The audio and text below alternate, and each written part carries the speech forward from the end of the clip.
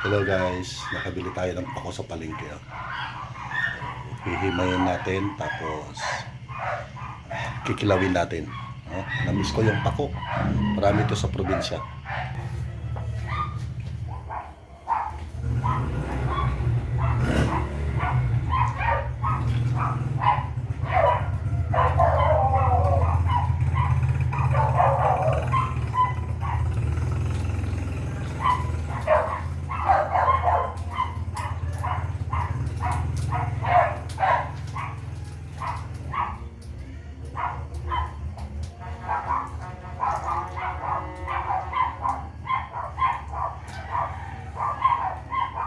Ano lang po ito kasi isa-isahin natin na ano eh.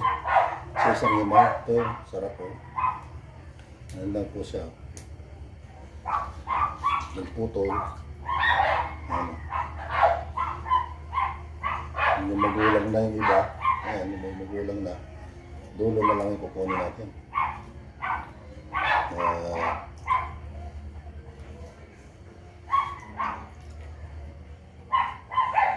Yung iba na ano po.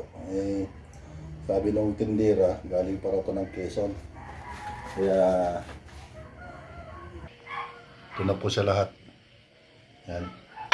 So meron tayong tanda dito, sibuyas, tapos luya, tapos paminta. So yun lang po ang ingredients ng pako natin, no? Luya, sibuyas, kunting bawang, suka. Pwede na po itong suka. Suka kung wala pong ano. Suka kung walang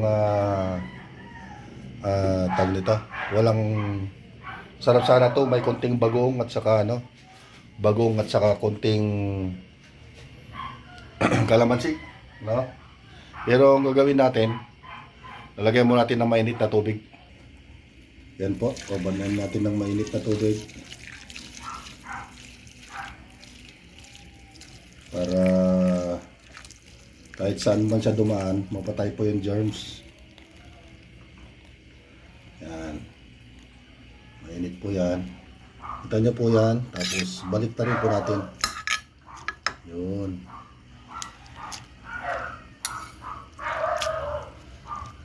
Yun. So, that's right.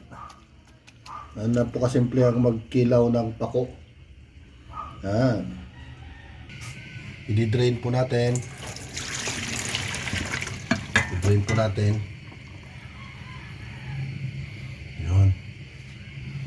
Yung mga yung i-drain natin. Yan.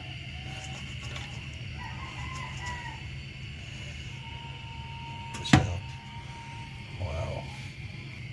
Ang ating i-drain doon sa butas-butas na ano para maganda po yung ano, para hindi siya sasabaw ng marami.